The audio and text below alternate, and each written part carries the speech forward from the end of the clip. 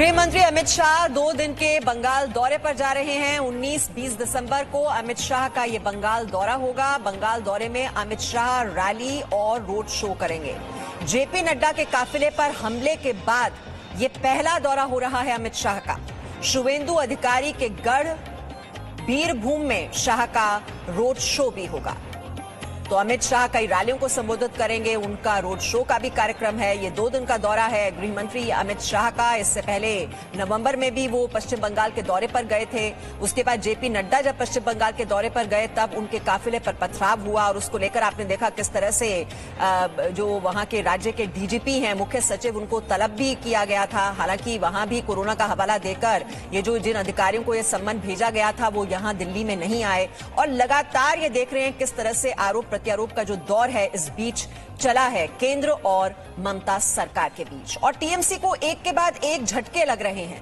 बड़े बड़े नाम जो टीएमसी के हैं अब वो टीएमसी छोड़ रहे हैं और यही अब कयास लगाए जा रहे हैं कि ये तमाम जो टीएमसी के बड़े बड़े नेता हैं वो बीजेपी में शामिल होने के लिए तैयार हैं। और जब अमित शाह बंगाल के दौरे पर जाएंगे तो वहां उनकी मौजूदगी में ये जो टीएमसी के बड़े नेता हैं जो असंतुष्ट चल रहे हैं बहुत दिनों से, ये बीजेपी में शामिल हो जाएंगे। और इसी लिहाज से जो गृह मंत्री का ये बंगाल दौरा है वो बहुत ही अहम माना जा रहा है।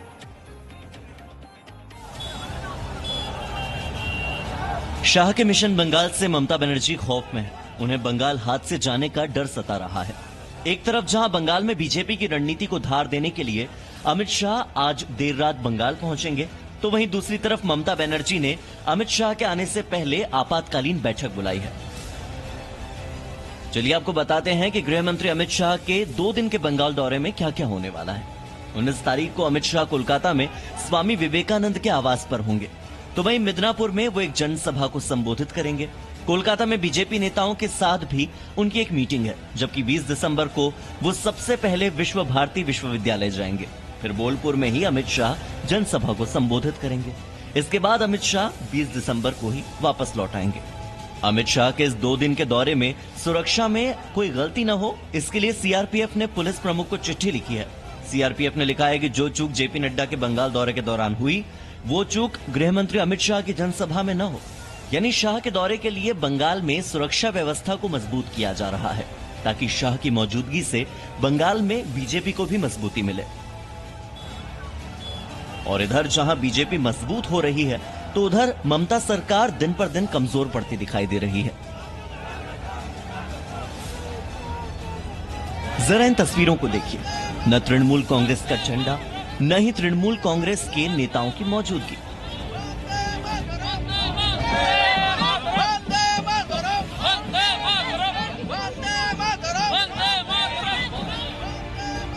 विधायक पद से इस्तीफा देने के बाद पूर्वी मिदनापुर में शुवेंदु अधिकारी जब पहली बार सार्वजनिक कार्यक्रम में पहुंचे तो उनकी जुबान पर वंदे मातरम का नारा था और तेवर बेहद बगावती। माइक थामते ही उन्होंने साफ कर दिया कि अब तक भले ही वो ममता बनर्जी की सत्ता में भागीदार रहे हों, लेकिन अब उन्होंने सत्ता के खिलाफ संघर्ष का रास्ता चुना है, जिससे ममता बनर्जी की मुश्किलें बढ़नी तय है। ব্রিটিশকে তাড়িয়েছি, অত্যাচার করেছিল, যে অত্যাচার করবে তাকেই যেতে হবে। এটা এই মন্ত্র সতীশ বাবু শিখিয়েছে। माना जा रहा है कि शुवेंदु अधिकारी 19 तारीख को बीजेपी में शामिल हो सकते हैं। वहीं पश्चिम बंगाल में तृणमूल कांग्रेस को एक और बड़ा झटका लगा है। विधायक जितेंद्र तिवारी ने पार्टी से इस्तीफा दे दिया है। पांडवेश्वर के विधायक जितेंद्र तिवारी ने आसनसोल नगर निगम प्रमुख का पद भी छोड़ दिया है।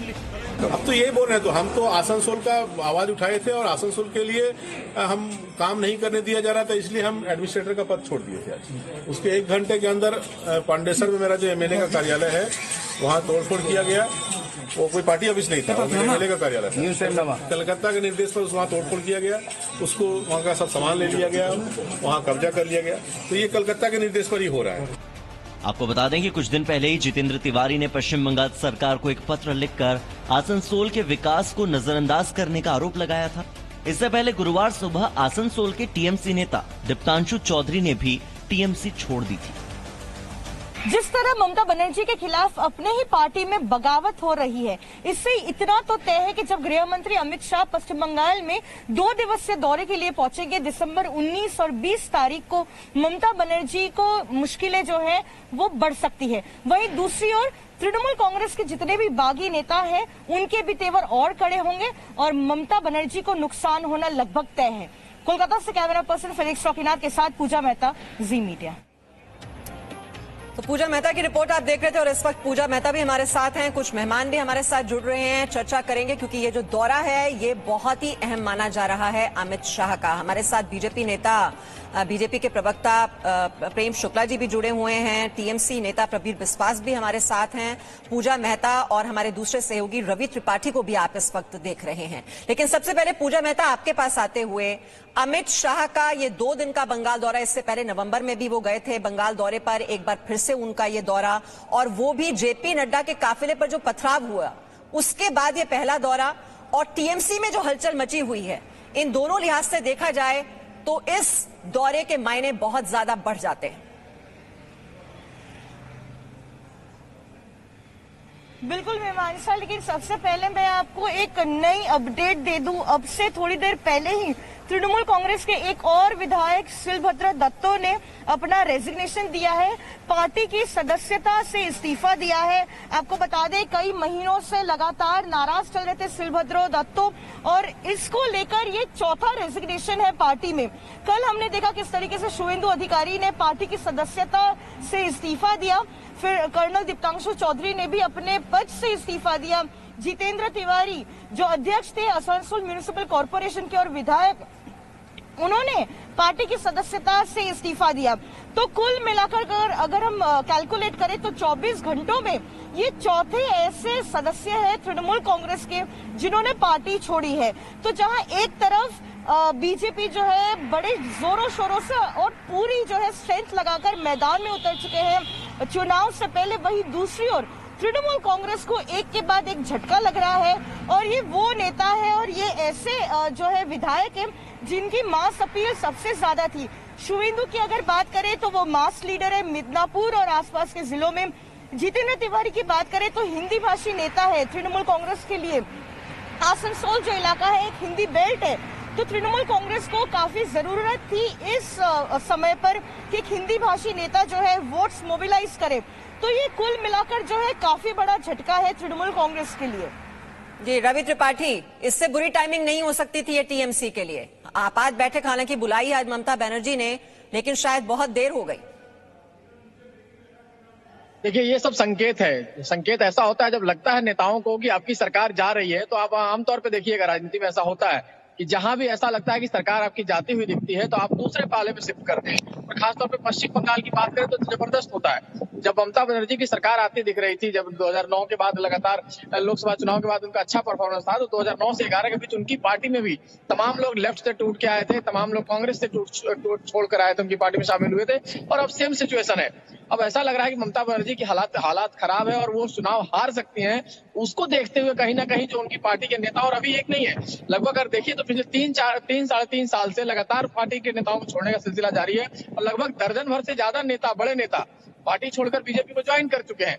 तो ये एक संकेत है। और बीजेपी जिस तरह से एग्रेसिव कैंपेन करती है, आपने देखा अभी हैदराबाद के नगर निगम चुनाव को देखा, आपने बिहार में चुनाव को देखा, चाहे दिल्ली चुनाव हार जीत अलग बात है, लेकिन बीजेपी जिस तरह से चुनाव लड़ती है, जो स्ट्रेटजी है, और खासतौर पर अमित शाह की जो स्ट्रेटजी है कि पूरी ताकत झोंक देना, पूरा जान लगा देना चुनाव के लिए, तो स्ट्रेटजी का हिस्सा है। और स्ट्रेटजी में उस जाल में खास तरह जो बीजेपी के जाल है उसमें ममता बनर्जी फंसती हुई नजर आ रही है। जी हमारे साथ प्रबीर बिस्वास भी हैं। प्रबीर बिस्वास जी, ये तो कुनबा तो बिखर गया, शुवेंदु अधिकारी, दीप्तांशु चौधरी, जितेंद्र तिवारी और अब शीलभद्र, अगला कौन? पहले तो मैं आपका एक गलती सुधार दूं, बीरभूम का नेता नहीं थे शुवेंदु अधिकारी, वो पूर्व मेदिनीपुर का थे। आपने बीरभूम ने कही थी, जो भी है। देखिए अब तक कितने नेताओं के नाम आप गिनाए? 4। हमारे 212 सीट है बंगाल में, उसमें से 4 गए तो कितना परसेंटेज गए? तो जब भी उत्तर प्रदेश में भी हम देखे थे चुनाव के पहले, निर्वाचन के पहले, अब चुनाव के पहले कुछ लोग भागदौड़ करते हैं, यहाँ भी भागदौड़ हो रहा है। तो लेकिन उससे बीजेपी का कुछ इफेक्ट नहीं हुआ था। योगी आदित्यनाथ भारी बहुमत से आए थे। बंगाल में भी एक ही हाल होगा। बंगाल में भी कुछ 2-4 छुटपुट नेता इधर उधर भागदौड़ कर रहे हैं, ठीक है, कोई बात नहीं, इससे कोई फर्क नहीं पड़ने वाला है। जैसे उत्तर प्रदेश में योगी आदित्यनाथ जी को पड़े थे, बंगाल में भी ममता बनर्जी को कोई भागदौड़ के लिए कोई हलचल नहीं मचा। और ये जो आप बोल रहे हैं ना कि आपातकालीन बैठक बुलाए, ये एक रेगुलर बैठक है। ये रेगुलर बैठक में ममता बनर्जी सबके साथ बैठते हैं। ये रेगुलर बैठक है, इसके लिए कोई आपातकालीन शुभेंदु अधिकारी ऐसा कोई बड़े नेता नहीं है कि जिनके लिए आपातकालीन बैठक बुलाई जाए। कोई जिले के नेता है वो, एक पूर्व मेदिनीपुर का। शुभेंदु अधिकारी को आप छोटा मोटा नेता बता रहे हैं? छोटा मोटा नहीं बोल रहे, वो नेता जिसकी बदौलत नंदीग्राम में टीएमसी का उदय हुआ, टीएमसी सत्ता में आई, वो चट्टान की तरह खड़े हुए थे ममता बनर्जी के साथ। ये गलत, मीमांसा, ये गलत बात है कि उनके लिए नंदीग्राम से टीएमसी का उत्थान हुआ, कुछ भी हुआ आप बोल रहे, ऐसा नहीं है। कोई भी एक आंदोलन किसी एक के लिए नहीं होता है, एक के जरिए नहीं होता है। पूरा टीम उसमें लगा हुआ था। पूरा बंगाल के जितने भी पढ़े लिखे दिग्गज लोग हैं सब ममता बनर्जी के साथ थे, तभी नंदीग्राम हुआ। सिर्फ शुभेंदु अधिकारी नहीं थे, हाँ जरूर वो एक पार्ट जरूर थे, लेकिन इसके लिए ये आप नहीं कह सकते कि शुभेंदु अधिकारी के लिए ही कि बंगाल में तृणमूल का उत्थान हुआ। ये गलत बात है। कोई भी पार्टी एक आदमी से चलती नहीं है। ठीक है, मैं प्रबीर विश्वास, ये हमें जो जानकारी है वो दर्शकों को बता दें। जो बात बता रही थी पूजा मेहता भी, पश्चिम बंगाल में ममता बनर्जी को एक और ये झटका लगा है। टीएमसी के एक और विधायक शीलभद्र दत्ता ने इस्तीफा दे दिया है। विधायक शीलभद्र दत्ता ने टीएमसी की सारी जिम्मेदारियां छोड़ दी हैं। तो टीएमसी में ये बुरी तरह से हलचल इस वक्त मची हुई है। शुरुआत हुई शुभेंदु अधिकारी से, और शुभेंदु अधिकारी के बारे में कहा जा रहा था कि वो जितने भी असंतुष्ट नेता हैं टीएमसी में, जो नाराज चल रहे हैं, उनसे भी लगातार मुलाकात कर रहे हैं। उन्हें एकजुट करने की ये कवायद उनकी ओर से की जा रही थी। और अब धीरे धीरे ये नेताओं का टीएमसी से निकलने का जो सिलसिला है वो शुरू हो चुका है। प्रेम शुक्ला जी, अब सुना आपने, प्रबीर विश्वास कह रहे हैं कि देखिए वो तो छोटे मोटे नेता तो आते जाते रहते हैं, बीजेपी से भी बहुत सारे नेता गए हैं, लेफ्ट भी से भी कई नेता इधर उधर जाते रहे हैं, तो ये कोई बड़ा नुकसान वो मान नहीं रहे हैं? नहीं, कोई बात नहीं, वो नुकसान ना माने, लेकिन जिस तरह की उनकी बौखलाहट और तिलमिलाहट है वो इस बात का साफ संकेत दे रही है कि उनको नुकसान बड़ा हुआ है। देखिए, पश्चिम बंगाल में आपातकाल के बाद सबसे बड़ा जन आंदोलन लोकतंत्र को पुनर्संस्थापित करने के लिए चल रहा है। भारतीय जनता पार्टी के 28,000 कार्यकर्ताओं के खिलाफ फर्जी मामले दर्ज किए गए हैं। भारतीय जनता पार्टी के 120 कार्यकर्ताओं ने अपने प्राणों की आहुति दी है। हजारों कार्यकर्ता जो है उनके खिलाफ फर्जी मामले हैं। हजारों कार्यकर्ता गिरफ्तार किए गए हैं और गिरफ्तारी के बाद रिहाई की प्रक्रिया में है। हजारों कार्यकर्ता भूमिगत होकर काम कर रहे हैं। 1975 के आपातकाल के बाद भारत के किसी भी प्रदेश में इससे बड़ा जन आंदोलन नहीं हुआ है। और उसी जन आंदोलन का परिणाम है कि जिस तरह से बंगाल की जनता ममता बनर्जी के निर्ममता पूर्वक हिंसक और अलोकतांत्रिक शासन के खिलाफ जो खड़ी हुई है, उसी का परिणाम है कि शुभेंदु अधिकारी जैसा व्यक्ति, नेता, जो नंदीग्राम और सिंगूर जैसे जन आंदोलनों का जनक रहा है, जो टीएमसी का नुकसान हो रहा है वो बीजेपी का फायदा, ये सभी बीजेपी में ही शामिल हो रहे हैं आप। देखिए भारतीय जनता पार्टी ने जो जन आंदोलन खड़ा किया है लोकतंत्र को पुनर्संस्थापित करने के लिए, जिस तरह की तानाशाही, जिस तरह का भ्रष्टाचार, जिस तरह का हिंसक आतंकवाद, आप सोचिए ना कि कश्मीर में भी जो है वो डीडीसी के चुनाव हो रहे हैं, डिस्ट्रिक्ट डेवलपमेंट काउंसिल के, और बंगाल में नगर परिषद के चुनाव 2 सालों से टाले जा रहे हैं। तो कश्मीर की घाटी से भी ज्यादा बदहाली अगर कहीं पर दिखाई दे रही है प्रत्यक्ष रूप से, तो बंगाल है, जहां पर 132 भारतीय जनता पार्टी के कार्यकर्ताओं को अपने प्राणों का बलिदान देकर लोकतंत्र को पुष्ट करने का काम करना पड़ा है। ऐसा आप भारत के किसी अन्य प्रांत में किसी भी लोकतांत्रिक दल द्वारा ऐसे जन आंदोलन का आप कोई भी उदाहरण दिखा दीजिए। तो उसका जो परिणाम है, उसके परिणाम में तृणमूल कांग्रेस पार्टी के खिलाफ जो वहां जनाक्रोश उमड़ा है, उस जनाक्रोश का परिणाम है कि तृणमूल कांग्रेस में भगदड़ मची हुई है। ठीक है, प्रबीर विश्वास, ये सिलसिला थमेगा कहां? अब ये जो कुनबा बचाने में जुटी तो है ममता बनर्जी, लेकिन जितने भी असंतुष्ट नेता हैं वो कहते हैं कि जो जमीन पर वहां पर काम कर रहा है उसे नजरअंदाज किया जा रहा है, अनदेखी की जा रही है, और यही असंतोष हमें नजर आ रहा है कि वो पार्टी छोड़ छोड़कर अब जा रहे हैं। कि चलती है इस पार्टी में तो ममता बनर्जी हैं या फिर आकाश बनर्जी जो हैं उनको इतना ज्यादा महत्व दिया जा रहा है? मैं आपको एक चीज बताऊं, प्रेम शुक्ला जी ने बोला कि सिंगूर आंदोलन और नंदीग्राम आंदोलन का प्रमुख नेता शुभेंदु अधिकारी थे, लेकिन ये गलत है। सिंगूर आंदोलन में शुभेंदु अधिकारी थे ही नहीं। वो ममता बनर्जी का आंदोलन था, वो स्नेहाशीष चक्रवर्ती का आंदोलन था, वो बेचाराम मान्ना का आंदोलन था। शुभेंदु अधिकारी वहां कहीं थे ही नहीं। आपको बंगाल के बारे में जरा सा भी पता नहीं। जन आंदोलन के नाम पे आप कुछ भी बोल देते हो। जन आंदोलन कैसे होता है, क्या होता है, उनको पता ही नहीं। नंबर 2, आप जो बोल रहे हैं कि कुछ लोग, मैं आपको पहले भी बताया कि योगी आदित्यनाथ जी जब चुनाव में आए थे उस समय भी बीजेपी से भागदौड़ मचा था। अब बंगाल में भी भागदौड़ मच रहा है, लेकिन इसका मतलब नहीं है कुछ लोग लेकिन कोई तो बात होगी प्रवीर बिस्वास की टीएमसी छोड़ रहे हैं इतने बड़े बड़े नाम जो कि आपकी पार्टी से इतने सालों से जुड़े रहे हैं, तो कोई तो बात होगी जो उन्हें परेशान कर रही है। और क्या ये पार्टी के लिए परेशानी की बात नहीं है, और वो भी ऐसे वक्त में जब कुछ महीनों बाद ही वहां पर चुनाव होने वाले हैं? बिल्कुल बिल्कुल, आप सही बोल रहे हो मीमांसा जी, आप एकदम सही बोल रहे हो। कुछ तो बात जरूर होगी। बात क्या है, मैं आपको खुलासा करता हूं। देखिए, अब पीके को, प्रशांत किशोर को लाया गया पश्चिम बंगाल चुनाव के लिए तृणमूल कांग्रेस की तरफ से, और प्रशांत किशोर के जो टीम है वो पूरा बंगाल में हर एक बूथ में जा रहे हैं और हर एक बूथ का रिपोर्ट ले रहे हैं। और बूथ का रिपोर्ट लेने के बाद कुछ लोगों के लिए इन एंटी इनकम्बेंसी हो, चाहे उनका गलत काम के रिपोर्ट सामने आ गया।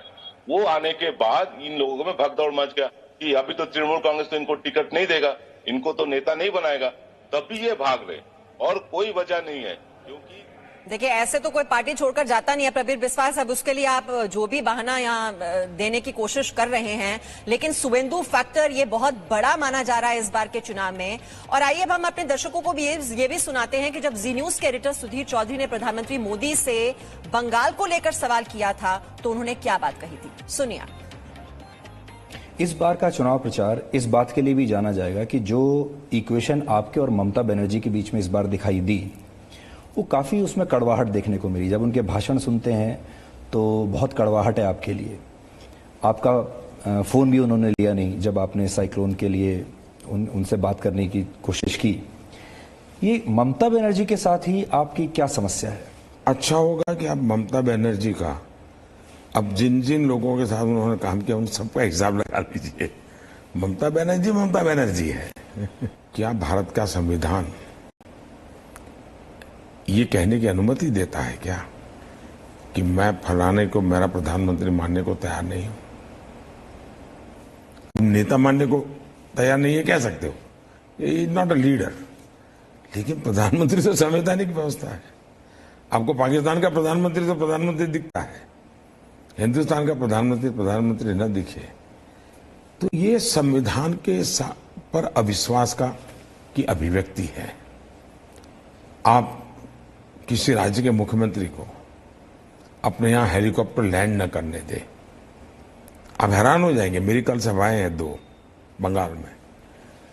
कल शाम तक मेरी सभा की परमिशन नहीं दी गई। पब्लिक मीटिंग, अब मेरे कार्यकर्ता टेंट कहां बांधेंगे, पंडाल कैसे लगाएंगे, नहीं दी उन्होंने।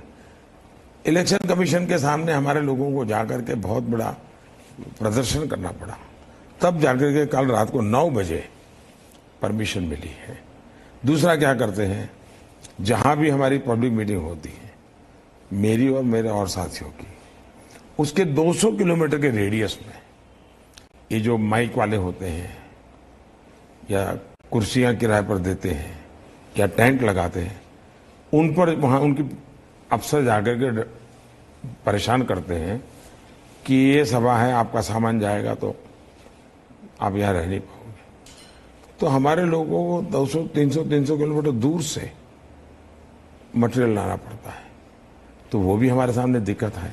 मुझे प्रॉब्लम जी ममता जी या टीएमसी नहीं है। बंगाल की बर्बादी बहुत गंभीर समस्या पैदा करेगी, देश के लिए बहुत बड़ा खतरा पैदा करेगी, और इसलिए मैं मानता हूं कि बहुत गंभीरता से सोचना पड़ेगा देश को। ये देश के संविधान के सामने खतरा है। इस प्रकार की सोच, इस प्रकार के व्यक्तित्व, ये सामान्य चीजें नहीं है जी। आप लोगों के दिमाग में चुनाव भरा पड़ा, इसके कारण इतनी बड़ी देश की बर्बादी उसको आपने चुनाव में समेट करके और मोदी और उसके साथ जोड़ करके देख रहे हो, बहुत नुकसान हो रहा है। जो भी हो, बहुत ही बड़ा ये संकट का दौर है इस वक्त ममता बनर्जी के लिए। एक के बाद एक टीएमसी नेता छोड़ रहे हैं पार्टी का साथ, और ऐसे में बहुत ही दिलचस्प मुकाबला इस बार देखने को मिलेगा, कड़ी टक्कर बीजेपी और टीएमसी के बीच। Presenting B News app available on Google Play and App Store. Download it now.